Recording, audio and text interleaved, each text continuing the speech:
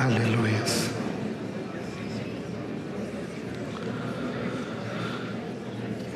Aleluias. Senhor, nós queremos te agradecer por essa manhã, pelas tuas muitas misericórdias.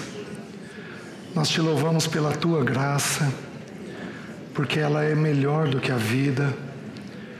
Nós te louvamos porque no teu desejo o Senhor anseia nos santificar, limpando nossa mente, nossos afetos e nossa vontade.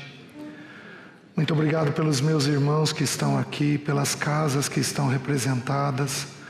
Te apresentamos o dia de hoje, em especial, Senhor, essa palavra que vai ser ouvida nessa manhã. Que o Senhor toque as nossas mentes, os nossos corações, tirando as escamas dos nossos olhos e nos ajudando a ter libertação em Ti. Precisamos de uma visitação Tua e do Teu Espírito. Somos presos em tantas coisas, paralisados em tantas coisas, e não queremos, Senhor, ser tomados nem por incredulidade, nem por desânimo, mas precisamos de uma visitação do Senhor, aprumando os nossos pés, nos ajudando a caminhar contigo.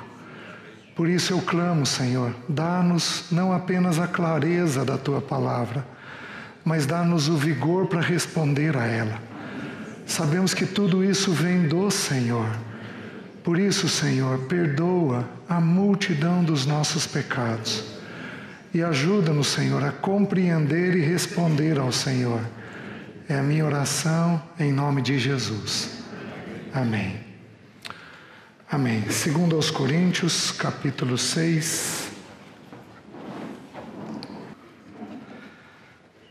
Capítulo 6, versículo 11. Para vós outros, ó Coríntios, abrem-se os nossos lábios e alarga-se o nosso coração. Não tendes limites em nós, mas estáis limitados em vossos próprios afetos. Ora, como justa retribuição, falo-vos como a filhos, dilatai-vos também vós. Então nós começamos a estudar ontem a respeito do funcionamento da alma da gente, e como nós estamos estudando aquele texto de Miqueias, levantai-vos, ide-vos, não é aqui o vosso descanso, nós estamos tentando aplicar isso ao funcionamento da alma. Por que algumas vezes nós não conseguimos caminhar? Nós não encontramos esse descanso pleno. De acordo com Paulo, nessa porção, é uma realidade que ele vivia com os coríntios, os afetos dos coríntios impediam isso. Então eram irmãos que tinham um certo conhecimento das Escrituras, mas aquele conhecimento não atingia a emoção deles. Então nós vimos que a emoção é composta do pensamento, da emoção, que a alma é composta do pensamento, da emoção e da vontade. O pensamento, uma visitação de Deus, ele é esclarecido na nossa mente, mas a alma nossa, ela é mais lenta. A emoção nossa, ela é mais lenta. O afeto nosso é mais lento. Enquanto a emoção pode, num instante, enquanto o pensamento pode, num instante, compreender e entender, nós vamos precisar de algumas semanas para que esta verdade desça até os nossos afetos. Os irmãos estão entendendo? Então, você está lá no teu tempo devocional, de repente o Senhor abre uma porção das Escrituras para você, a tua mente entende aquilo, mas a tua emoção, ela também vai precisar ser santificada. E esta emoção, ela responde de um jeito mais lento. Ela é, digamos assim, mais embaçada, mais enjoada. E dependendo da emoção que você tiver, o Espírito vai levar um período para aplicar isto a você. Nos períodos de crise, onde nós temos a emoção mais acentuada, quem é a pessoa que a gente estuda para entender as crises emocionais? Elias. O anjo diz para Elias: Elias, come, bebe e dorme, porque o caminho te será sobremodo longo. Ou seja, a emoção demoraria um período maior para responder a verdades que ele já sabia. Por isso que em períodos de crise a gente repete, e repete, e repete, e repete as mesmas verdades. Porque o entendimento já tem aquela clareza, mas a emoção demora para assimilar aquilo. Por isso que Deus, com Elias, leva ele para a caverna e põe ele falando 2 vezes a mesma coisa. Porque a emoção dele acreditava naquilo que ele estava acreditando. Eu estou só, eu estou só, eu estou só. Obadias já havia falado que ele não estava só, mas ele não conseguia ver de outra maneira. Ele só via que ele estava só, porque ele estava sendo dominado pelos afetos dele e não pelo entendimento que já lhe havia sido depositado. Então, a gente vê isso com muita clareza no Salmo 42, não precisam abrir. E no Salmo 42 você vai ver isso repetido no versículo 5 e no versículo 11. Por que estás abatida, ó minha alma? Por que te perturbas dentro em mim? Perturbação é um sentimento que habita na alma, que habita na emoção, no afeto da pessoa. A pessoa fica inquieta. E inquietação é próprio do sentimento. Vocês estão entendendo? Então é como se a mente estivesse comunicando com a emoção dele. Fica quieto. Sossega. Você não entendeu ainda? Espera nele. Espera nele. Então ali nós só temos 2 alternativas. Ou é o espírito comunicando com a alma toda, ou é o entendimento comunicando com o afeto e dizendo para o afeto como é que ele precisa responder. Então as emoções nossas, elas são mais lentas na resposta. Você pega um povo latino, um povo como nós, que carrega mais na emoção, via de regra, então nós vamos viver com mais dificuldade essa realidade espiritual, a realidade que a mente pode compreender, mas as emoções também precisam ser santificadas pelo Espírito Santo. Os irmãos estão entendendo? Então, baseados nisso, eu quero começar a olhar as emoções que a Bíblia descreve. Eu preciso dizer uma outra coisa para os irmãos.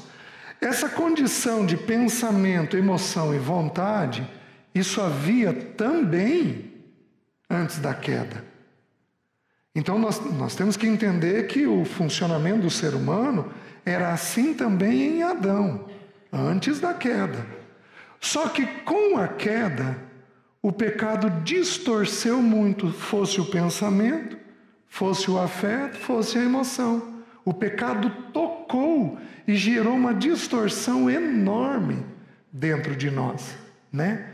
Então, eu vou dizer algo que há discordância em alguns autores. Porém, para mim, o assunto é bem claro e eu vou tentar mostrar isso para os irmãos.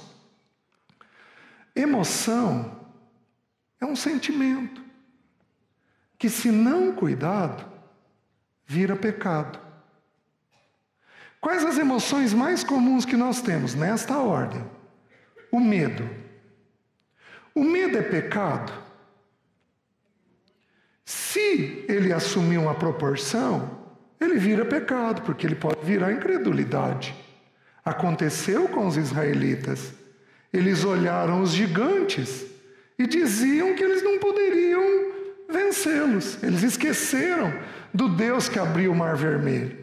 Eles esqueceram da água que foi falada e jorrou abundante água. Eles esqueceram disso daí. Simplesmente olharam os gigantes, é o que o medo faz com a gente. Nós somos como que gafanhotos aos olhos deles. O medo é terrível para torcer a realidade. Eles nunca conversaram com os gigantes, mas sabiam o que eles pensavam. Porque o medo faz isso, ele torce a realidade. Então o medo, ele é uma emoção. Inclusive, no Novo Testamento, eu já vou falar isso para vocês, tem 3 originais. Um deles significa cautela, prevenção. Por quê? Porque eu tenho que ter medo de atravessar, talvez não em São Lourenço, né? Mas eu tenho que ter medo de atravessar uma rua em Belo Horizonte. Eu tenho que ter medo de atravessar uma rua em Maringá. Eu não posso ter uma atitude que, não, eu vou entrar, eu vou atravessar, que nada vai me acontecer. Isso não é normal. Então o medo, ele é uma emoção natural que todos nós temos. Que se nós não cuidarmos, ele avança a tal ponto de virar fobia. Phobos, que é um outro original, é onde mais é usado a palavra. Aí ele vai significar assim, arroubo, fuga. Então, as emoções, elas são só emoções. Só que são emoções próprias da queda. Nós temos que lembrar que nós estamos num corpo caído, num mundo caído. Então nós vamos ter uma tendência de ter emoções e ter emoções distorcidas. Ter emoções que, se eu não cuidar, ela avança dentro de mim a tal ponto de me impedir de avançar na carreira cristã, como aconteceu com os coríntios. Os irmãos estão entendendo? Nenhum de nós erra e peca do nada. Em geral é porque não há uma resposta dentro de nós ao Senhor. Isso é óbvio e é compreendido. Porém, essa falta de resposta está onde? Ou na mente, ou no afeto. É ali que o Espírito Santo tenta nos ganhar e não consegue nos ganhar. Nós não permitimos que ele nos ganhe. E aí a gente responde mal a essa ação do Espírito Santo. Então o medo é uma emoção, que se não cuidado vira phobos, vira fobia, vira uma coisa grave. A segunda emoção é a irritação. E a irritação, de novo, é uma emoção que, se não cuidado, vira pecado. Olha o que a Bíblia diz: irai-vos e não pequeis. Então eu posso ter a emoção da ira sem pecado? Posso, porque a Bíblia está ensinando isso. Os irmãos estão entendendo? Então eu posso ter aquela emoção. Ira é emoção. Irritação está dentro da emoção. Vocês estão entendendo? E é tão interessante, meus queridos. Não dá para a gente estudar a implicação disso nesse momento, né? Mas qual é a ordem para nós pais? E vós pais, não irriteis os vossos filhos. E lá em Colossenses vai dizer: não irriteis os vossos filhos para que não fiquem desanimados. 2 emoções: irritação e desânimo. E aí, vocês querem ver o que a ciência descobriu? Querem ver como é que a medicina trata esse assunto? A medicina diz que no adolescente, a principal característica de depressão, desânimo, qual que é? Irritação. Vocês estão entendendo? Filho ficou irritado, ele vai ter chance de deprimir, de desanimar. Tão simples. E Deus, o Espírito Santo de Deus, tomou 2 versículos. O Espírito Santo de Deus, ele é especialista em tomar assuntos complexos e resumir em orientações simples. Pais, não irritem, porque senão eles vão ficar desanimados. Eles podem ficar deprimidos. Vocês estão entendendo? Então, está aqui um segundo caso de uma emoção que é a emoção, que, se não cuidado, vira pecado. Nesta ordem, a terceira emoção que a Bíblia vai descrever como a mais importante é a ansiedade. E aí, alguns autores, eles insistem em dizer que a ansiedade é pecado. A ansiedade é pecado. Mas eu defendo o seguinte: a ansiedade é uma emoção natural da queda, que se não cuidada, vira pecado. Qual é a base bíblica que eu estou dando para você? A Bíblia diz assim: não andeis ansiosos. Você está dirigindo teu carro, você está com um bebezinho atrás, e você bate o carro, tá? E o bebezinho cai num choro. O barulho assustou ele, cai num choro, cai num choro, cai num choro, e você fica taquicárdico. Você está ansioso? Meus queridos, se eu dizer que você está em pecado, eu acho isso muito pesado. Não pode. É muito pesado. A ansiedade é uma emoção própria da queda. Temos corpos caídos, no mundo caído, estamos sujeitos a N situações difíceis. Então, onde que a ansiedade vira pecado? A ansiedade vira pecado quando eu passo a andar, dia após dia, após dia após dia, naquela mesma realidade. Mas você ter momentos em que aquela emoção te domina, no meu entendimento, isso não vai constituir pecado. Isso é próprio de um corpo caído, onde a gente precisa de uma visitação do Espírito Santo de Deus para a gente poder aprender a ter mais tranquilidade e serenidade, né? Ou, usando uma palavra das Escrituras e deste congresso, repouso. Porque o repouso, ele é o oposto da ansiedade. Então a gente vai aprendendo a repousar no Senhor na grande maioria das situações. Os irmãos estão entendendo? Então as emoções, elas são emoções que, se não cuidadas, viram pecados. Qual é a primeira emoção que a Bíblia descreve? Medo. A segunda emoção que a Bíblia descreve? Irritação. A primeira é encontrada em Adão, a segunda é encontrada no filho dele, em Caim. Ele se irou, o Senhor desce até ele e diz: por que andas descaído o teu semblante? E por que você está irado? Se você proceder bem, não é certo que você será aceito, mas se você proceder mal, eis que o pecado jaz à tua porta. O pecado jaz à tua porta e a ti cumpre dominá-lo, né? Então, as duas primeiras emoções é medo e irritação. Aí você quer ver a beleza da palavra? Meus irmãos, quantos anos isso está escrito?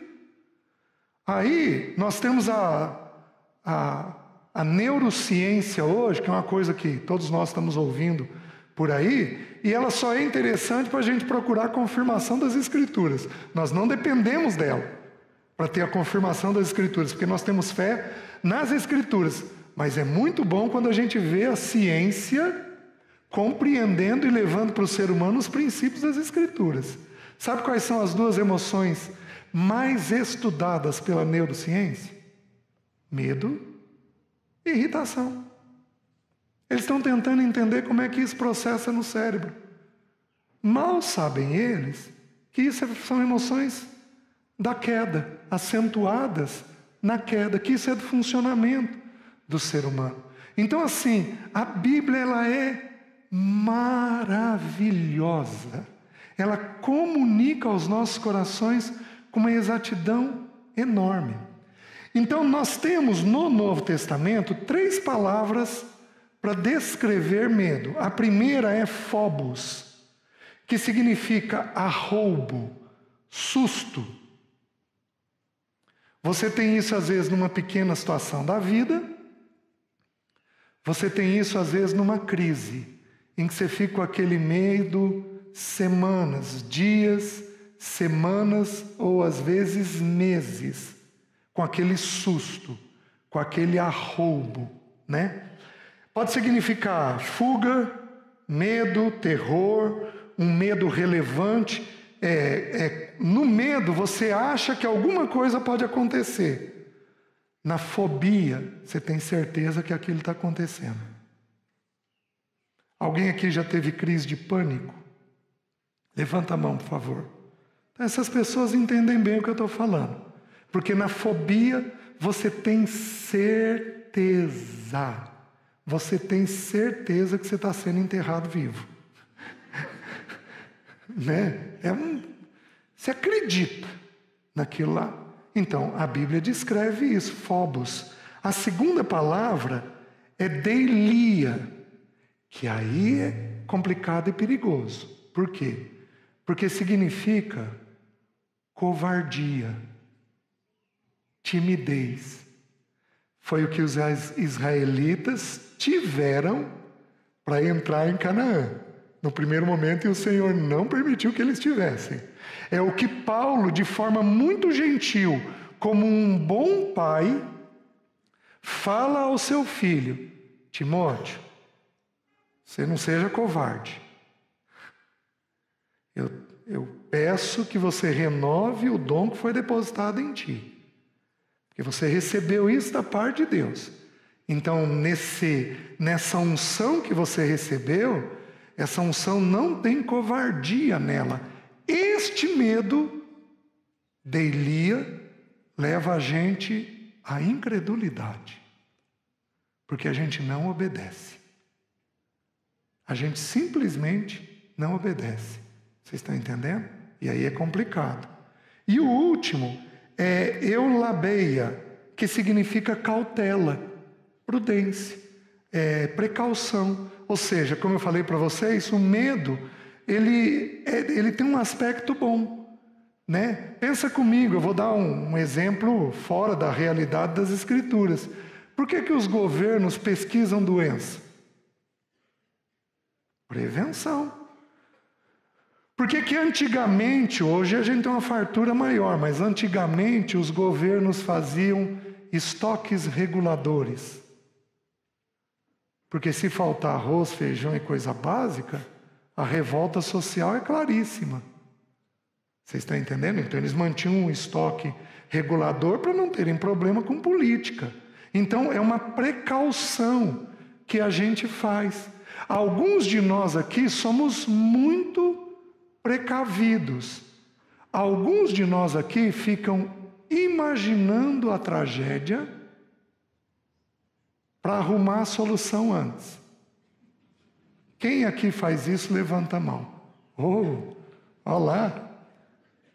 Vocês estão entendendo? Aí eu pergunto para você: quanta coisa você imagina que não vai acontecer? Sabia que a ciência procurou estudar isso? Sabe qual é a conclusão dela? Cerca de 73% do que nós imaginamos não vai acontecer. Aí nós temos um povo de Deus, com a palavra de Deus, com o Deus da provisão, com o irmão mais velho que nos abriu todo o caminho, que a gente pode olhar para ele e seguir nos passos dele. A gente tem o Espírito Santo que nos toma pela mão e nos conduz o tempo todo, mas a gente fica imaginando coisas que não vão acontecer. Tudo por quê? Medo ou impedimento. E alguns de nós fazemos isso cheio de razão, achando que não, é melhor assim, porque aí não vai dar menos problema. Meus queridos, o Senhor diz que nós vamos ter problema no dia de amanhã. Mas Ele fez uma promessa linda e maravilhosa. Você sabia que você vai ter problema essa semana que vai entrar? Ou que está entrando? Você sabia que você vai ter problema ano que vem? Você sabia disso? Mas o Senhor fez uma promessa linda e maravilhosa. O que Ele prometeu? Não vos inquieteis com o dia de amanhã, pois o amanhã trará os seus cuidados. Então, quando você tiver problema, Ele vai trazer a solução. Mas Ele vai trazer quando? Amanhã. Ele não vai trazer hoje. E a gente quer garantir tudo hoje. Fazemos isso por medo. Ocupamos a nossa mente indevidamente, sobrecarregamos a nossa mente indevidamente, e aí não conseguimos ouvir o Senhor. Os mais jovens vão entender o que eu vou falar. Eu não entendo disso. O HD fica cheio. E aí o resto do corpo fica lento. É assim que acontece nos computadores, né? Você enche o HD de informação e aí o computador fica lento. Nós enchemos nossa cabeça de preocupações, de medo, de ansiedades, de irritação, de frustração, e aí não conseguimos caminhar na vida cristã. Por quê? Porque estamos cheios na nossa mente. Meus queridos, nossa mente tem que carregar o que é necessário. Isso é tão impressionante que até o devocional nosso não é para ser feito em demasia. É para você comer a porção do dia. Porque o Senhor quer fazer um depósito e quer que a gente viva aquele depósito. Vocês estão entendendo? Então é muito simples. Então vamos dar uma olhadinha no medo. Onde que o medo entrou? O medo entrou em Adão. Então, vamos abrir. Abram lá, Gênesis capítulo 3.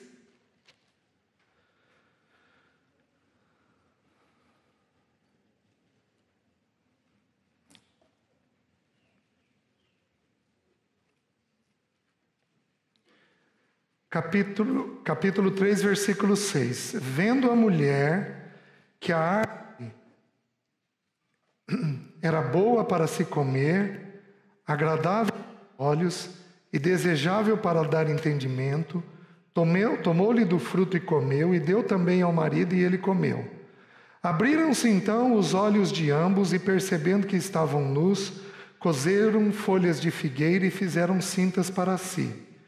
Quando ouviram a voz do Senhor Deus que andava no jardim pela viração do dia, esconderam-se da presença do Senhor Deus, o homem e sua mulher, por entre as árvores do jardim.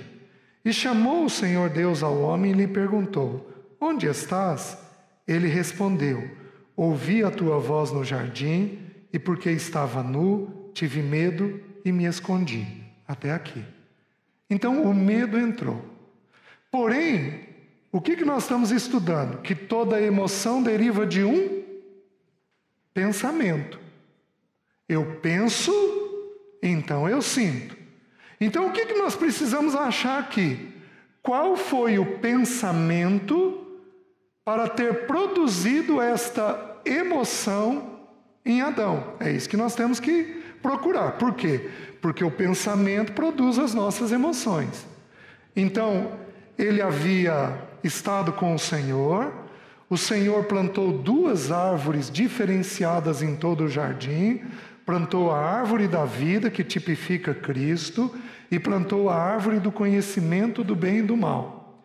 E disse que eles não podiam comer de todas as árvores, mas não podiam comer da árvore do conhecimento do bem e do mal.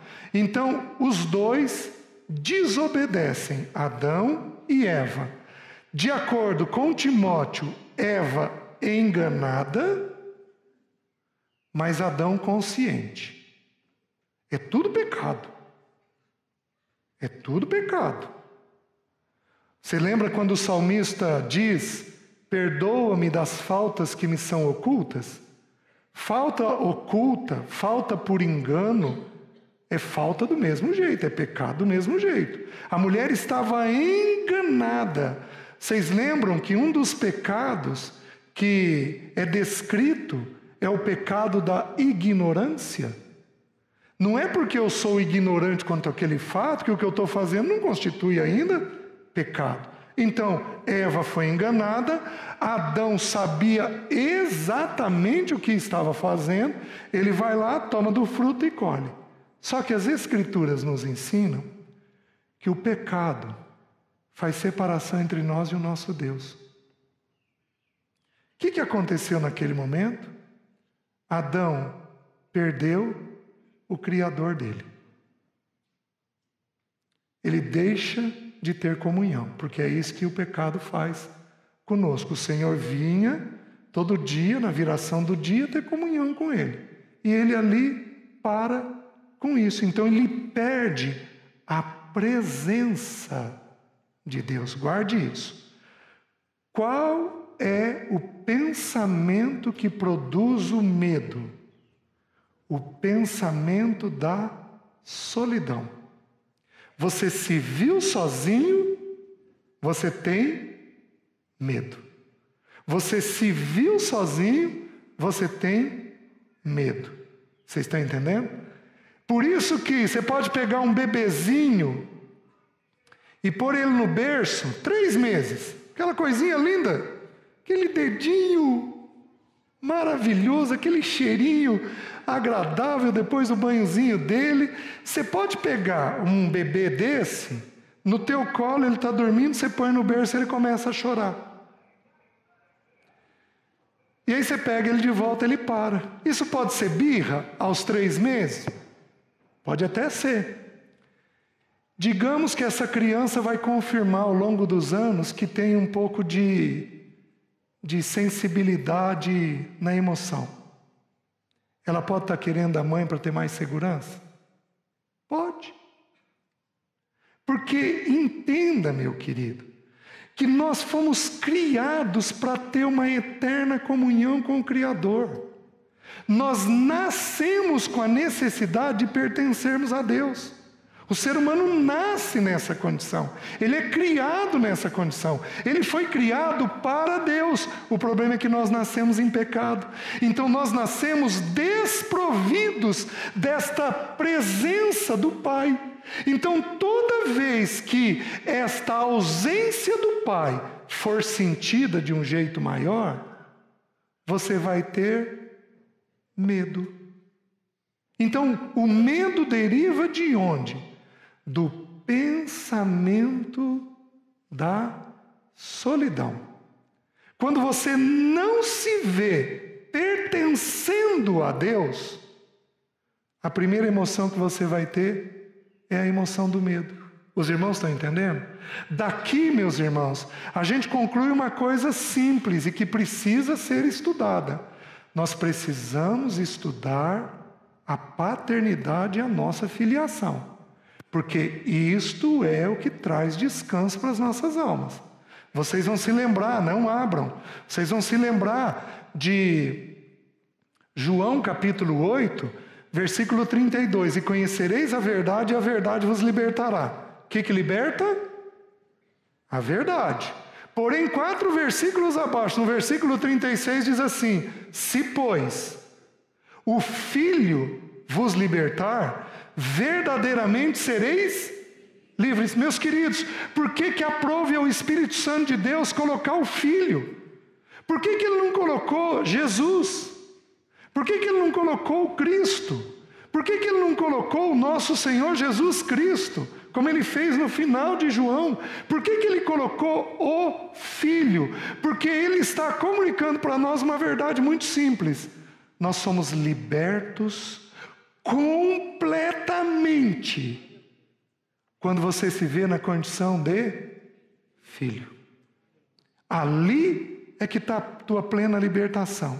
Então, quando o medo entra, quando esta emoção é produzida, é porque o pensamento está se vendo só. E aí tem uma coisa maravilhosa nas Escrituras, que eu falei de uma maneira já para os irmãos algumas vezes, mas eu vou apresentar essa mesma verdade de uma outra maneira.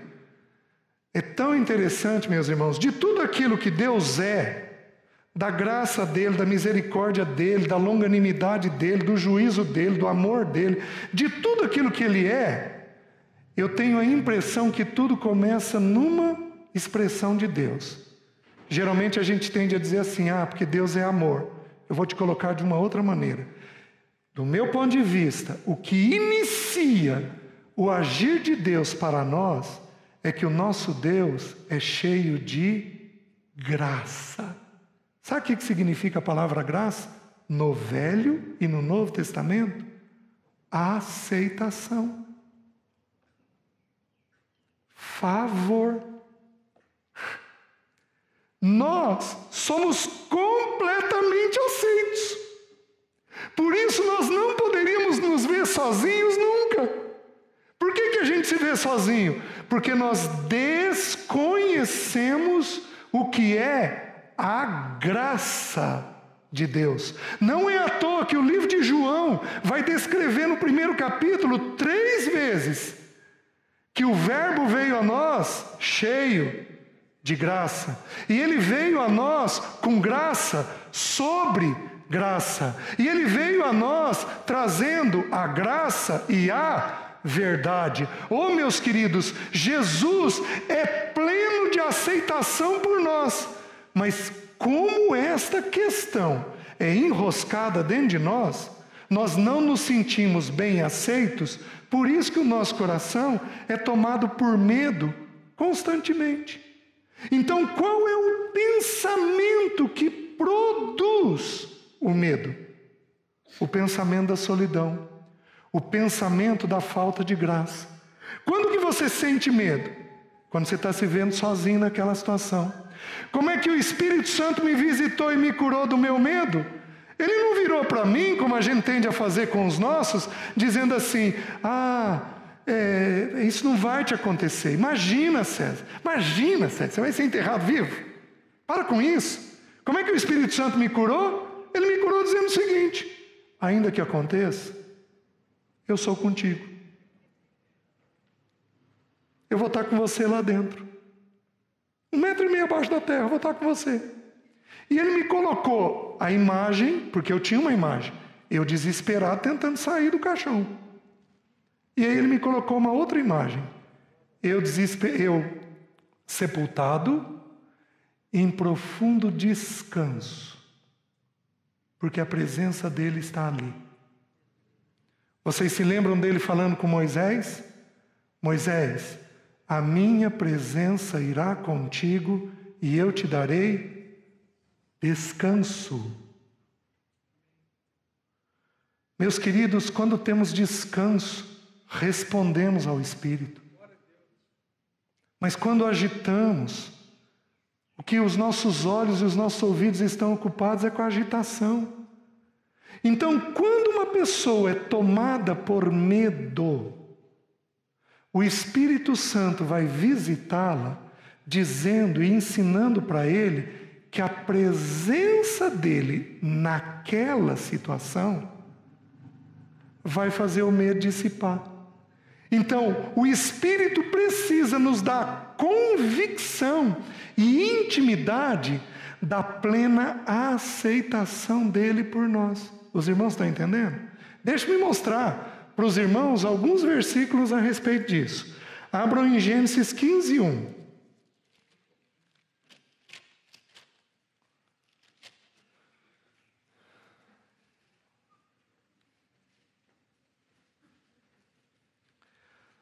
Abraão tinha acabado de voltar de uma guerra. Ele pegou os servos dele, montou um pequeno exército e foi contra aquelas nações que haviam levado Ló cativo. Ele vai lá e resgata Ló. E aí Melquisedeque vem até ele, Abraão dá o dízimo de tudo que lhe pertence. Então o texto aí é sabido de todos nós, certo? Porém, olha o que o versículo diz.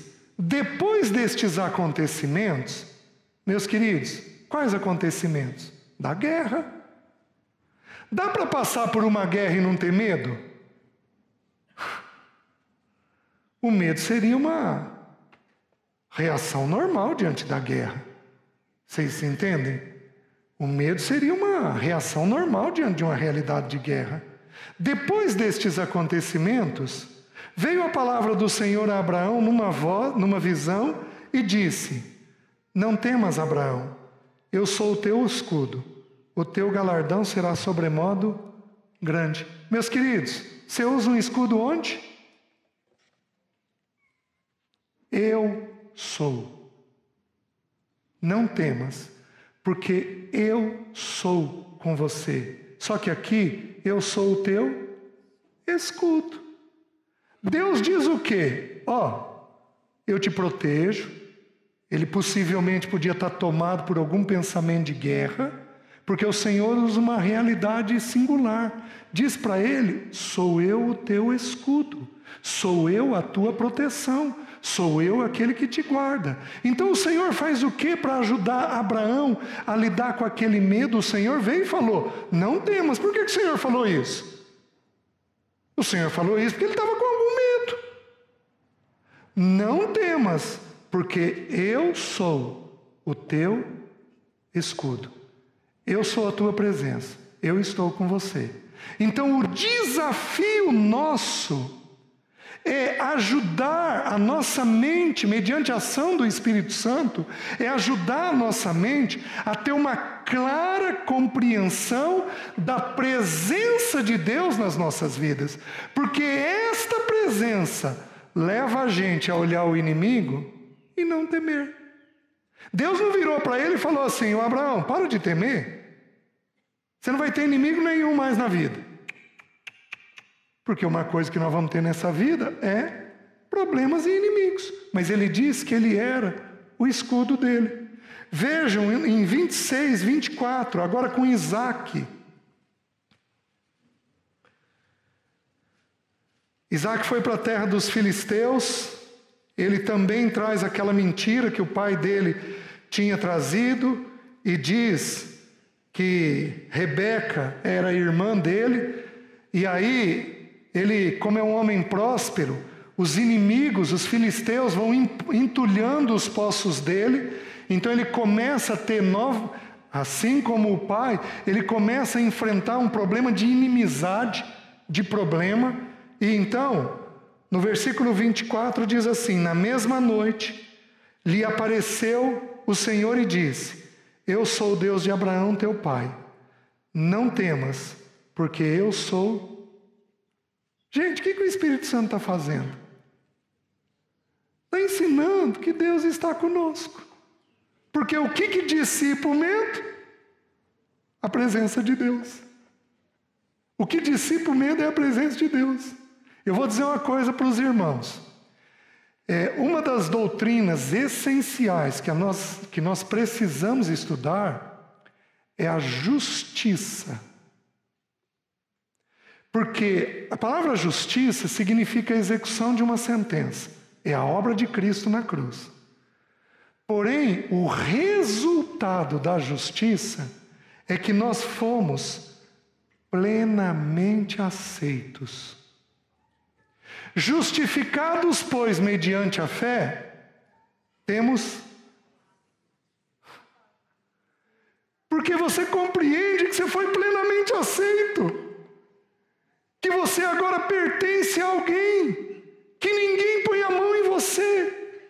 Então esta justificação, ela é de um resultado impressionante para a alma da gente. A alma compreende não apenas aqui que eu estou nele, mas o afeto entende que não há nada que vai ser feito, nada que vai ser feito contra mim que afete esta relação que eu tenho com o Pai.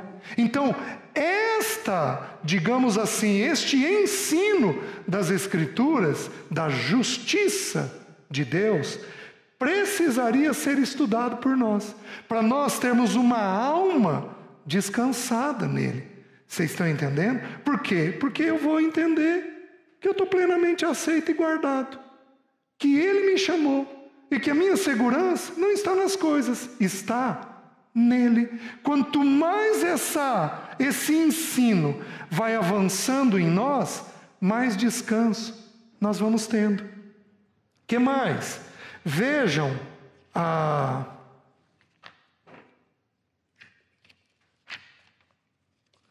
Êxodo 33, 14.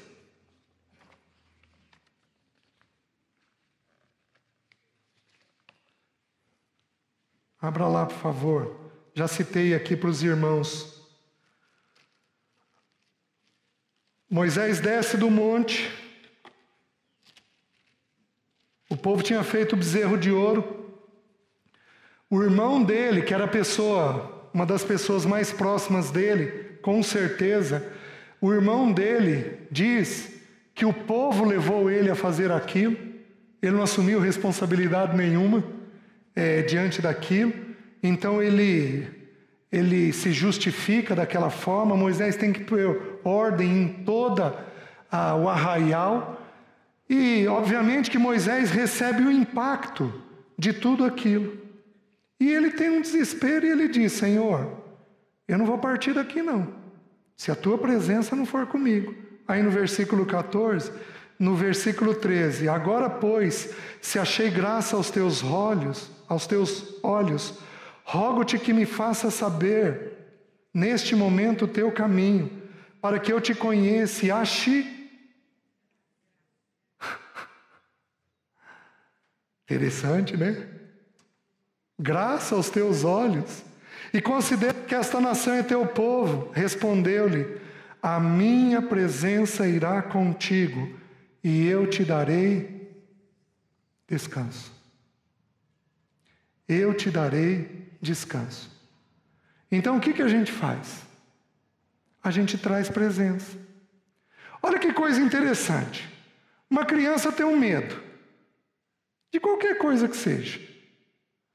Criança pode ter medo de ladrão, criança pode ter medo de assalto, é tudo coisa normal da vida. Todos nós aqui, muitos de nós aqui, tivemos alguns desses medos que eu estou citando. Nós podemos ter medo de doença, de morte, de coisas espirituais. Nós podemos ter medo de demônios, qualquer coisa desse tipo. Isso são coisas normais da gente ter medo, da criança ter medo. A criança tem um medo. O que ela faz para resolver o medo? À noite, deita na cama dos pais. Por que ela está fazendo isso? Porque o que tira o medo? Presença. A própria natureza está nos ensinando isso. O que tira o medo da gente é a presença. E aqui eu vou dar uma palavra de exortação.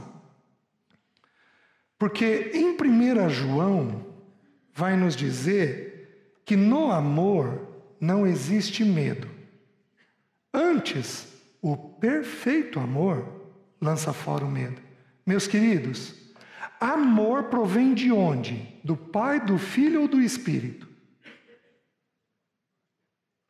Nós temos que fazer uma separação. Cada um tem um papel. Nós sabemos que os três são um. Nós sabemos que os três são ricos de amor. Tudo bem. Mas a Bíblia nos diz que Deus é amor. Então o amor provém de onde? Do Pai. Quando os nossos filhos têm medo, o que é extremamente necessário? A presença do Pai. Minhas irmãs, cada um tem o seu papel. Cada um tem o seu papel e o seu valor. Vocês são especialistas, as irmãs, em pôr o filho no colo e garimpar ele. E daí, querido? Como é que você está? E aí vocês vão conversando e eles vão entregando tudo, né? Nós homens não damos conta de fazer isso. A gente vira e diz: está tudo bem? Qualquer coisa você... Quando a gente diz isso, né? Qualquer coisa você me procura, né? A gente só vira e diz: e daí? Tá bom, então toca. A mãe não. Mãe cheira. Mãe vai lá. Mãe conversa. Mãe olha o olhinho. Um tá triste, um tá irritado, tá desse jeito, tá daquele jeito. Porém, eu vou dizer uma coisa para vocês. A mãe vai tentar tirar o medo do filho e vai tentar de um jeito, de 2 jeitos, de 3 jeitos, de 4 jeitos. Ela vai fazer N tentativas. O homem chega, segura a mão. O pai chega, segura a mão. A presença do pai é uma coisa maravilhosa. Porque pai põe limite. Pai traz presença. Tanto o homem quanto a mulher representam Deus dentro do casamento, Deus Pai, porque nós somos imagem e semelhança de Deus. Mas, meus queridos, nas funções do Pai, nós homens representamos de um jeito mais intenso. Então a presença precisaria ser tirada com o Pai. Por isso que Satanás é louco para te ocupar. Porque quanto mais ele te ocupar, menos presença tem. Menos estabilidade sua casa Tem. Vocês estão entendendo, irmãos? Então a gente precisa entender que a nossa presença vai aliviar os nossos, tá? Eu já vou voltar a esse texto de 1 João. Deixe-me abram em Isaías. Isaías é um livro maravilhoso sobre medo. Abram em Isaías 41.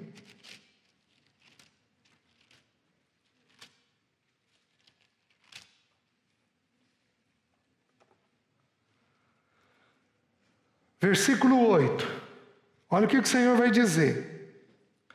Mas tu, ó Israel, servo meu, tu, Jacó, a quem elegi, descendente de Abraão, meu amigo, tu, a quem tomei das extremidades da terra, e chamei dos seus cantos mais remotos, e a quem disse, tu és o meu servo, eu te escolhi, e não te rejeitei.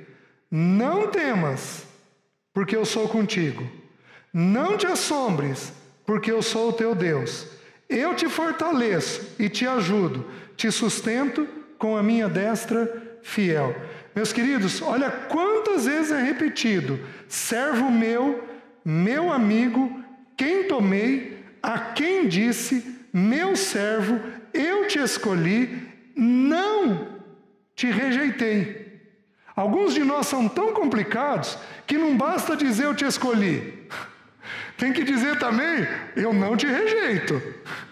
Porque alguns de nós se sentem rejeitados com nada. Você se sente excluído, afastado, não amado, não cuidado, sem o favor da parte de Deus. Então a expressão que ele está usando aqui é uma expressão de pertencimento. O tempo todo, a expressão meu é usada o tempo todo. Provérbios, que é um livro que nos ensina a nos relacionarmos, e que no capítulo 1 vai falar muito sobre essa nossa relação com Deus, ele vai e ele só usa uma inversão: servo meu, filho meu, filho meu, filho meu. Algumas poucas vezes, meu filho. Sempre coloca esse pronome possessivo. Por que o pronome possessivo é colocado para o filho lá em Mateus 3? Por que o pronome possessivo foi usado lá no Monte da Transfiguração? Meus queridos, por que o pai precisa repetir: você é meu, você é meu, você é meu? Porque esta presença dele dissipa o medo. E aí nós temos esta emoção santificada por ele. Os irmãos estão entendendo? Então ele vai precisar, ele não vai te dizer que uma ou outra coisa não vai acontecer. Pode até ser que ele te diga em algum momento.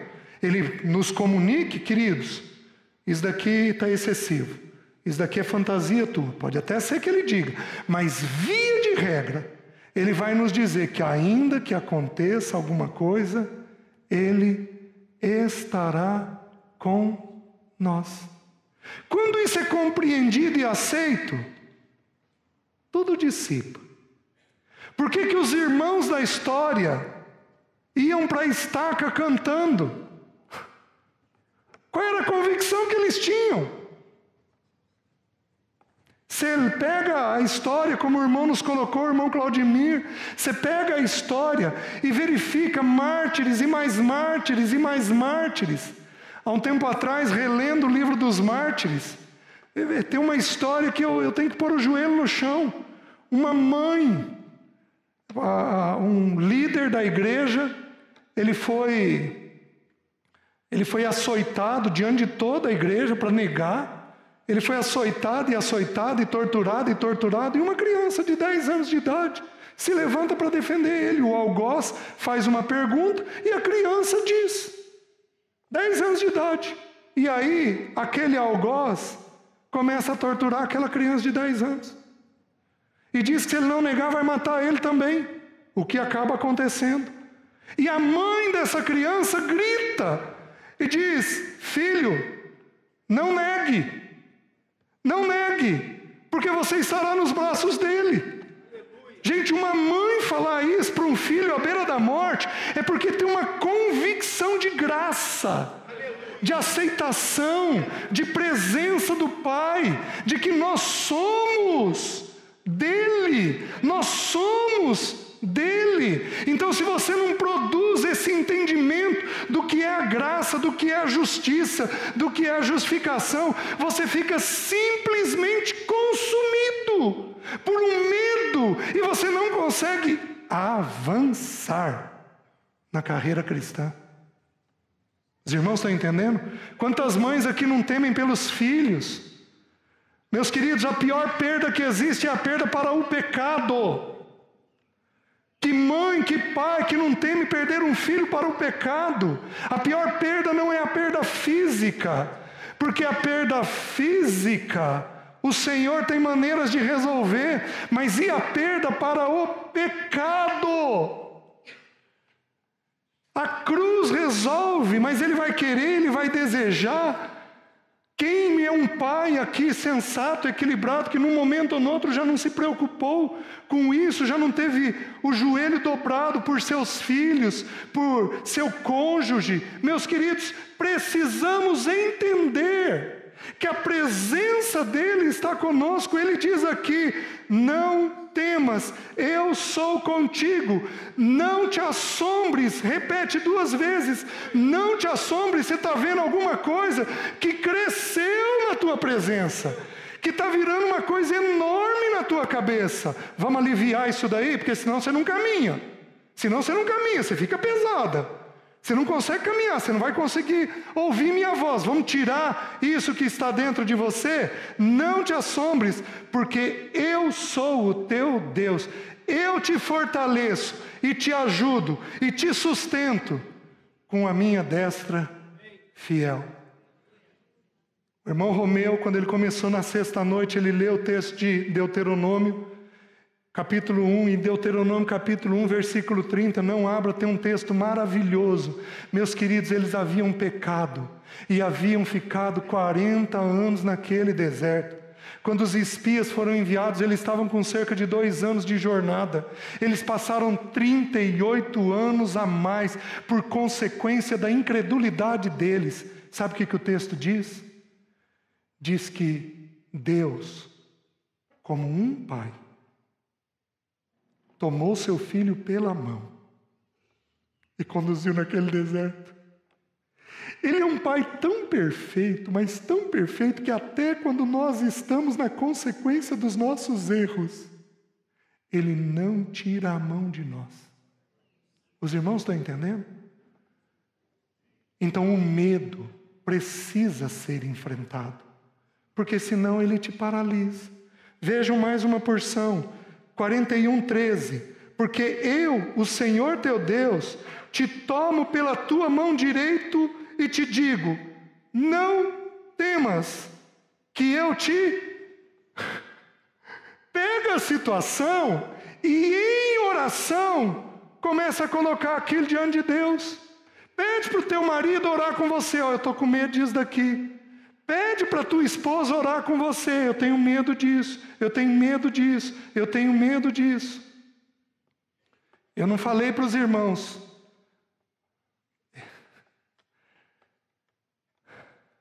Eu tive muito medo. Depois daqueles 4 meses segurando a mão da Alessi, o medo saiu um pouco, mas deu lugar a outro. Não vou dar conta de sustentar minha casa. Mais algumas semanas. Depois vou perder tudo financeiramente. Mais alguns dias. Depois eu tenho um tumor na cabeça. Sabia o lugar. Meu cérebro era um tomógrafo.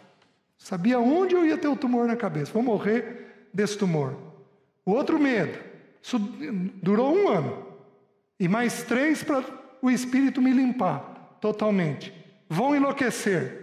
Quem aqui teve a sensação já de que enlouquecer? Levanta a mão.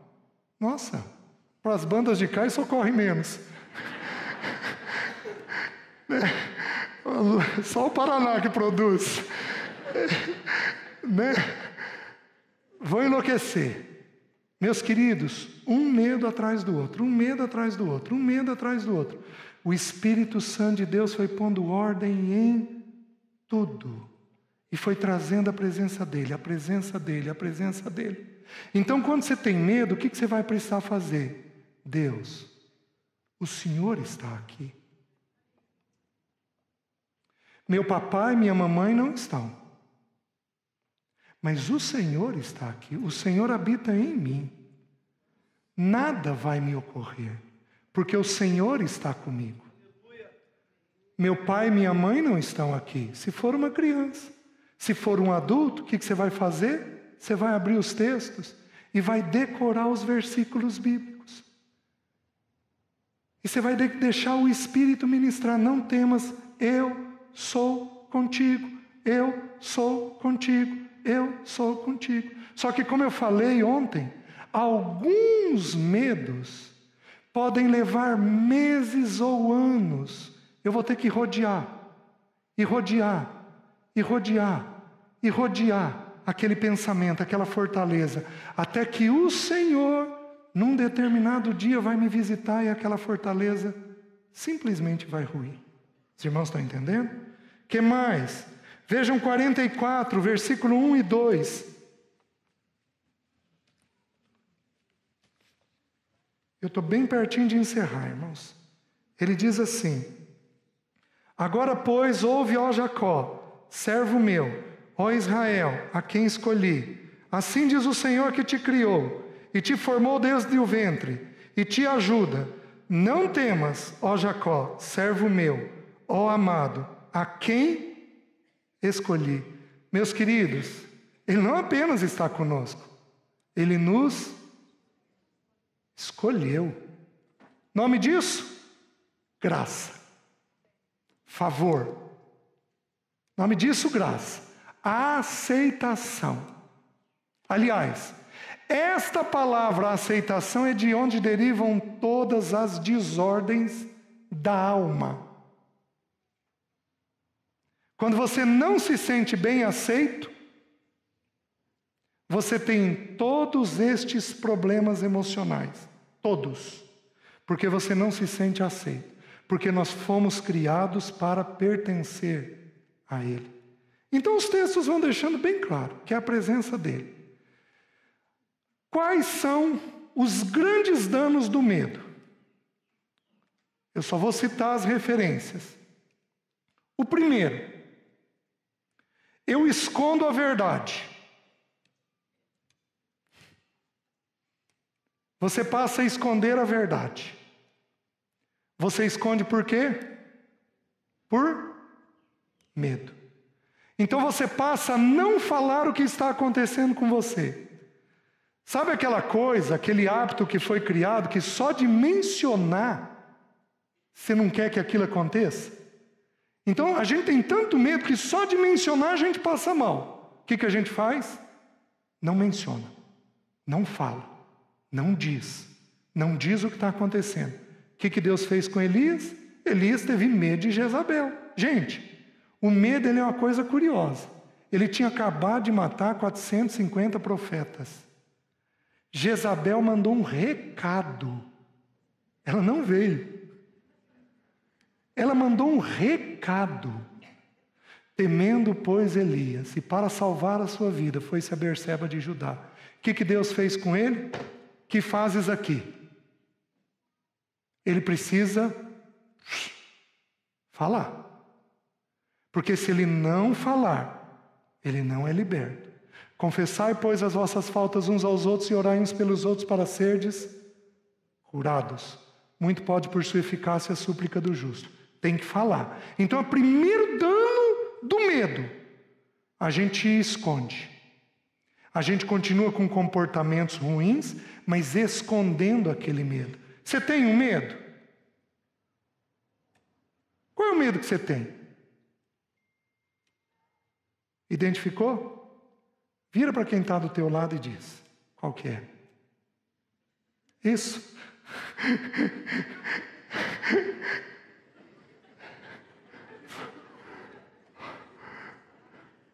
Qual é o impulso?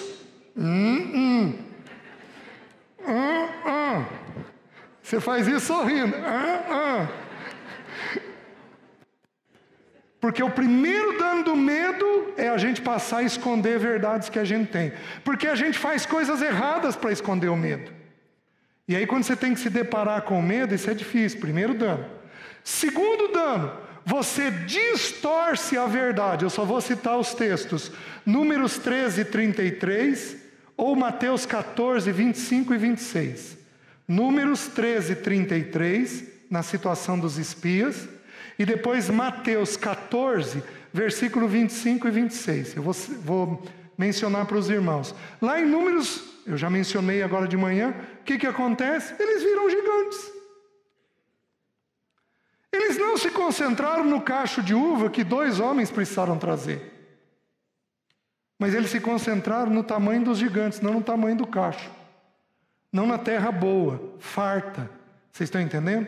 Segunda coisa, o medo distorce a realidade. Torce. Por isso que significa phobos, significa roubo, susto. Você fica assustado. Você fica assustado com aquilo. E o que você precisa fazer? Trazer a presença de Deus naquele arroubo, naquele susto. Então ele vai torcer a realidade. Alguns de nós aqui, por exemplo, sem medo de errar, somos avarentos. Poderíamos gastar em uma ou outra coisa, mas somos avarentos, temos que guardar, porque você tem medo do futuro. Sem medo de errar. Tem homem e mulher aqui desse jeito.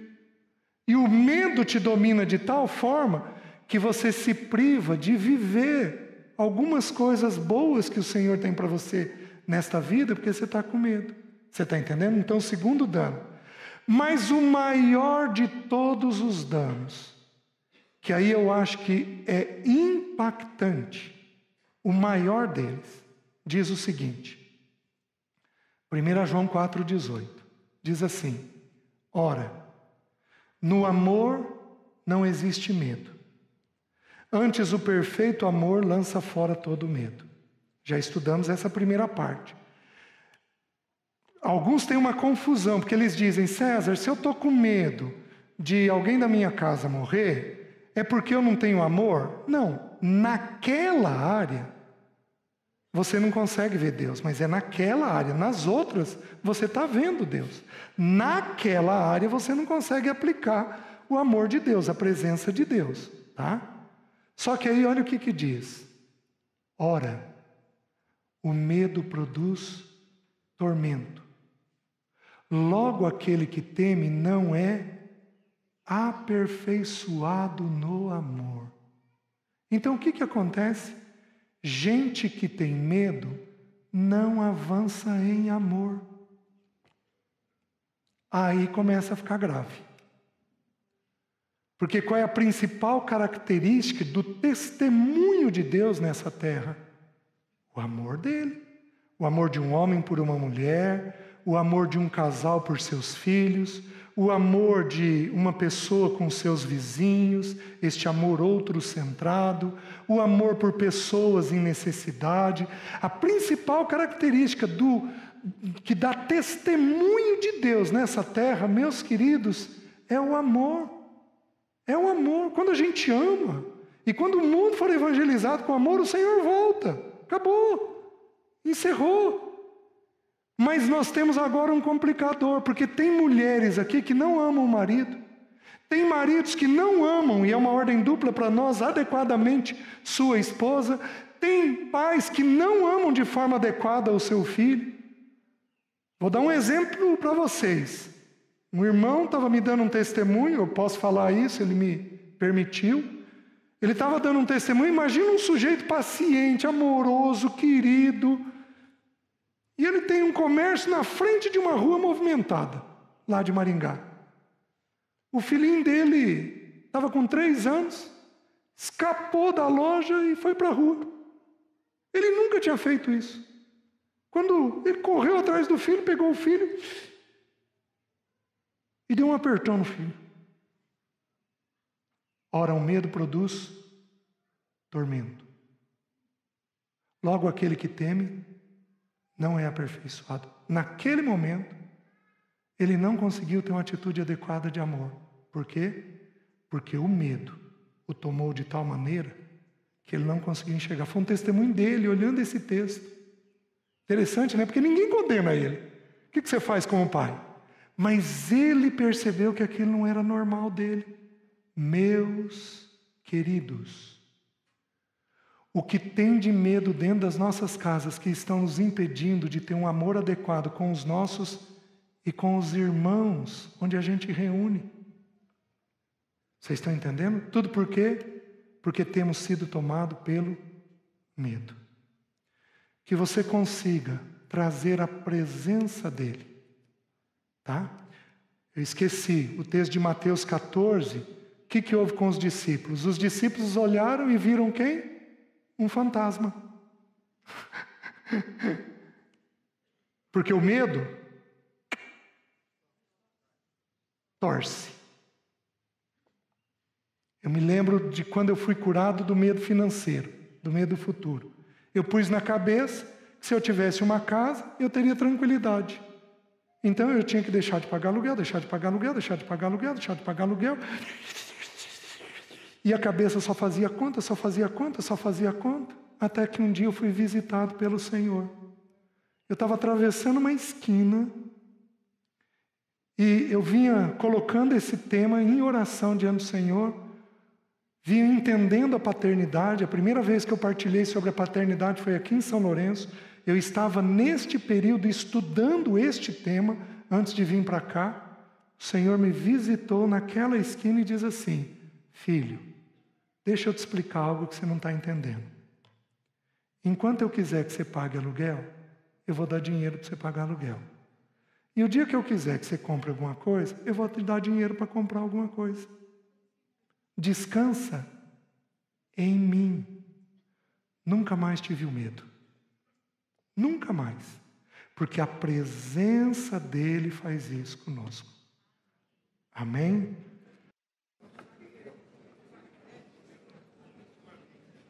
E Senhor, nós te agradecemos e pedimos a tua graça derramada sobre nós. Pedimos que o Senhor, na tua paciência e no teu longo ânimo, nos cure e que sejamos um povo renovados no amor, no poder e na moderação, como Timóteo também foi. Tira de nós toda prevenção exagerada. Tira de nós todo susto. Tira de nós toda covardia e preserva-nos em Ti, em nome de Jesus. Amém.